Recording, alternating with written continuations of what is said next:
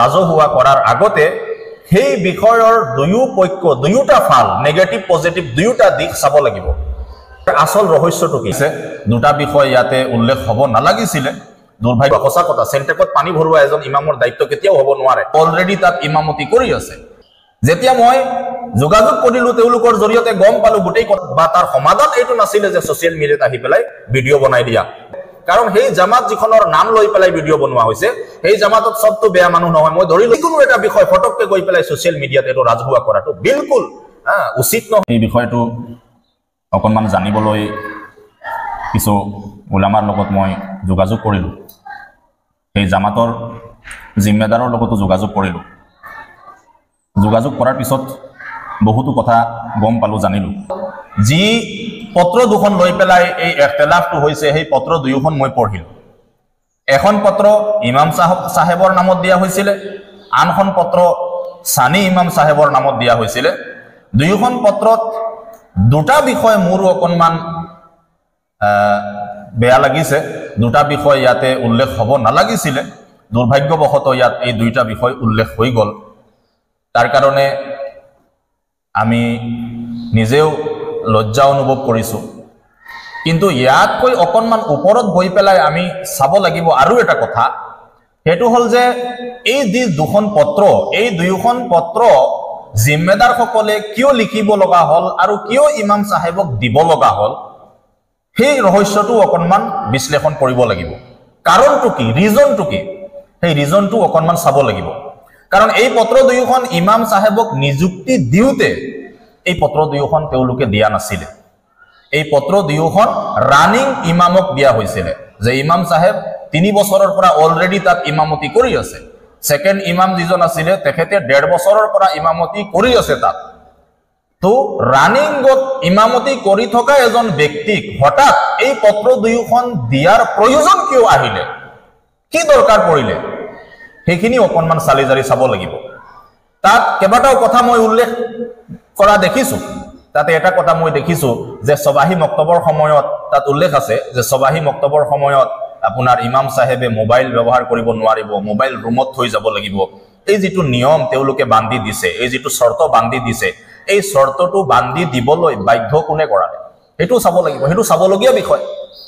যেতিয়া মই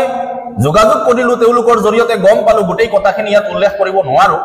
যেতিয়া মই গম পালো যে তেখেতলোকে বাৰবাৰ প্ৰত্যক্ষ কৰিছে তেনেকুৱা অৱহেলা কৰা তেওঁলোকে প্ৰত্যক্ষ কৰিছে মক্তবৰ সময়ত লৰা ছোৱালীক পঢ়ুৱাৰ সময়ত মোবাইলত কথা পাতি থকা তেওঁলোকে প্ৰত্যক্ষ কৰিছে তেওঁলোকে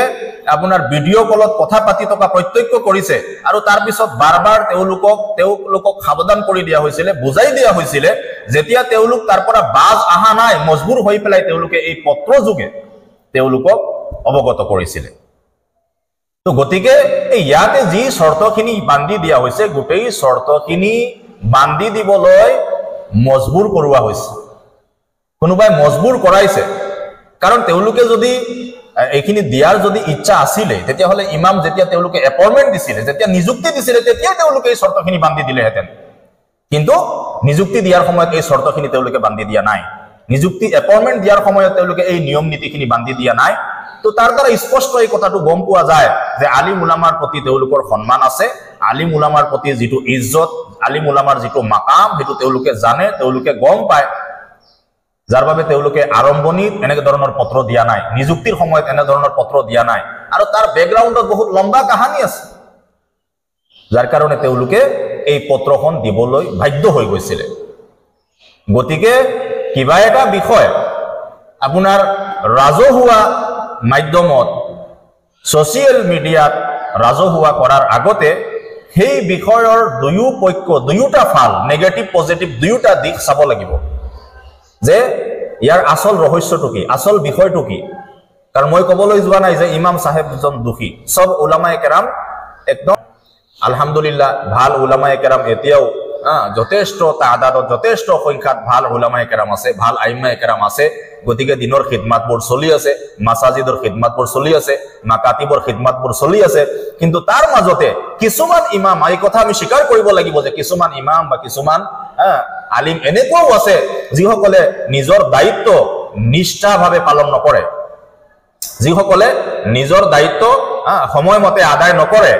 যাৰ বাবে কি হয় আম মানুহে কেতিয়াবা এনেকুৱা পদক্ষেপ ল'বলৈ বাধ্য হৈ যায়। তো এই বাধ্যটো আমিহে কৰোৱাইছো। আমি যদি সুধৰি যাওঁ, আমি যদি ঠিক হৈ যাওঁ, তেতিয়াহ'লে এনেকুৱা ধৰণৰ সমস্যা কেতিয়াও নাহে। আৰু আৱাম সকলো এনেকুৱা তেওঁলোকে কৰিবলৈ এনেকুৱা পত্ৰ যোগে কিবা চৰ্ত বান্ধি দিবলৈ তেওঁলোকৰো কোনো জৰুৰত নপৰিব, কোনো প্ৰয়োজন নহ'ব। গতিকে এই বিষয়বোৰ চালি জাৰি চাব লাগিব। আৰু মই গোটেই উলামায়ে কেৰামক বিশেষকৈ এটা কথাই ক'ব বিচাৰিম যে মই মানি ললো যে সেই জামাতে কিবা ভুল কৰিছিলে বা সেই জামাতে বান্ধি দিয়া চৰ্তখিনি কৰবাত নহয় কৰবাত উলামাৰ সন্মানত আঘাত হানিছে, উলামাৰ মাকাম ও ইজ্জতত আঘাত হানিছে। মই মানি ললো অকণমান সময়ৰ কাৰণে, ফৰজ কৰি ললো। তথাপিও তাৰ সলিউশন বা তাৰ সমাধান এইটো নাছিলে যে ছচিয়েল মিডিয়াত আহি পেলাই ভিডিঅ' বনাই দিয়া, বলকে তাৰ আসল সমাধান বা আসল সলিউশন আছিলে এইটো যে 2-4জন উলামায়ে কেৰাম গৈ পেলাই তাত জিম্মেদাৰ যিসকল আছিলে তেওঁলোকৰ মাতি আনি পেলাই তেওঁলোকত বহি মশৱৰা কৰিব লাগিছিলে, আলোচনা কৰিব লাগিছিলে যে এনেকুৱা চৰ্ত আপোনালোকে কিয় বান্ধি দিছে। চেণ্টেকত পানী ভৰোৱা, সঁচা কথা, চেণ্টেকত পানী ভৰোৱা এজন ইমামৰ দায়িত্ব কেতিয়াও হ'ব নোৱাৰে। আৰু এইটো লিখিত আকাৰে য'ত আহি গৈছে এইটোতো আৰু দুৰ্ভাগ্যজনক। গতিকে তাত বহি পেলাই এইটো আলোচনা কৰিব লাগিছিলে। আৰু মই ভাবো যে তাত বহি পেলাই আলোচনা কৰিলে, মশৱৰা কৰিলে নিশ্চয় তাৰ এটা ভাল ৰাস্তা ওলালেহেঁতেন, ভাল এটা সমাধান ওলালেহেঁতেন, আৰু এনেকুৱা ধৰণৰ কোনো জামাতৰ বদনাম নহ'লেহেঁতেন। কাৰণ সেই জামাত যিখনৰ নাম লৈ পেলাই ভিডিঅ' বনোৱা হৈছে, সেই জামাতত চবতো বেয়া মানুহ নহয়। মই ধৰি ললো যে 2-4জন হয়তো বেয়া মানুহ আছে, বা 2-4জন মানুহ এনেকুৱা আছে যিসকলে আলিম উলামাৰ ইজ্জত নকৰে, আলিম উলামাক সন্মান নকৰে। সেইবুলি গোটেই মহল্লাৰ মানুহেতো আলিম উলামাক সন্মান নকৰা নহয়, গোটেই মহল্লাৰ মানুহে আলিম উলামাৰ কদৰ নকৰা নহয়। তো যেতিয়া এটা জামাতৰ মহল্লাৰ নাম লৈ পেলাই যেতিয়া ভিডিঅ' বনোৱা হৈছে, তাৰ দ্বাৰা কি মেছেজ গৈছে আম মানুহৰ মাজত যে সেই মহল্লাখনেই এনেকুৱা, যিসকলে উলামাৰ সন্মান বুজি নাপায়, উলামাৰ মাকাম বুজি নাপায়, উলামাৰ কদৰ বুজি নাপায়। গতিকে এনেকুৱাবোৰ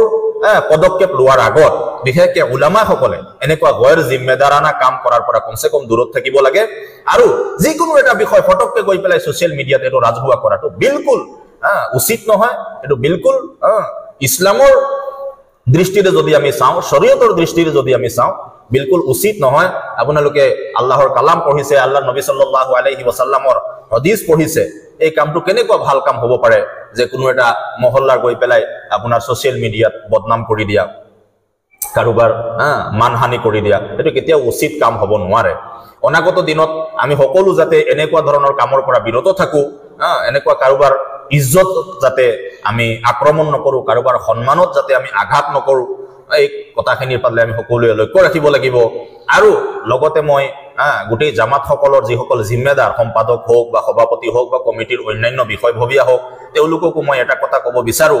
যে আপোনালোকে ইমামসকলক যদি কেতিয়াবা ৰাখিবলৈ হয় বা কিবা চৰ্ত বান্ধি দিবলৈ হয়, কিবা নিয়ম নীতি যদি তেওঁলোকৰ কাৰণে বান্ধি দিবলগীয়া হয়, তেতিয়াহ'লে সেই নিয়ম নীতিখিনি বান্ধি দিওঁতে, সেই চৰ্তখিনি বান্ধি দিওঁতে লগত এজন বা দুজন ভাল আলিমক ৰাখিব। এজন ভাল বা দুজন ভাল আলিমক লগত লৈ পেলাই মশৱৰাৰ মাধ্যমেৰে এই চৰ্তখিনি বান্ধি দিব। তেতিয়া কি হ'ব, এজন আলিমে ভালকে বুজি পাব যে আনজন আলিমক কিমানলৈকে গৈ চৰ্ত বান্ধি দিব পাৰি, বা কোনটো চৰ্তই এজন আলিমৰ সন্মানত আঘাত হানিব, সেই কথাখিনি এজন আলিমে ভালকে বুজি পাব। গতিকে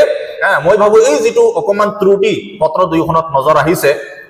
সেই ত্ৰুটিখিনি নাথাকিলেহেঁতেন যদি কোনো এজন আলিমৰ লগত পৰামৰ্শ অনুসৰি যদি এই চৰ্তখিনি বান্ধি দিয়া হ'লহেঁতেন বা এই চৰ্তখিনি লিখা হ'লহেঁতেন। তো যাই হোক, ভুল হৈ গৈছে। ভৱিষ্যতে যাতে আমি সকলো এনেকুৱা ভুলৰ পৰা যাতে সদায় আঁতৰত থাকো, দূৰত থাকো। উলামা সমাজো যাতে নিজৰ দায়িত্ব যিটো আছে সেই দায়িত্বখিনি যাতে নিষ্ঠাৰে পালন কৰে। আৰু আমাৰ জামাতৰ যিসকল মহল্লাৰ যিসকল জিম্মেদাৰান সকলেও যাতে উলামায়ে কেৰাম সকলৰ সন্মান, উলামায়ে কেৰামৰ মাকাম যাতে বুজি পায়। কাৰণ আজি যদি উলামায়ে কেৰামৰ নাকদৰি কৰে, আজি যদি উলামায়ে কেৰামৰ যদি অসন্মানী কৰে, তেতিয়াহ'লে এটা সময় এনেকুৱা আহিব যে কোনো আলিম মছজিদৰ ইমামতিৰ কাৰণে প্ৰস্তুত নহ'ব, কোনো আলিম মক্তবত শিক্ষকতা কৰাৰ কাৰণে, ল'ৰা ছোৱালীক পঢ়ুৱাৰ কাৰণে প্ৰস্তুত নহ'ব। যাৰ ফলত কি হ'ব, তাৰ ফলত দিন কমজোৰ হ'ব, দিন নাইকিয়া হৈ যাব,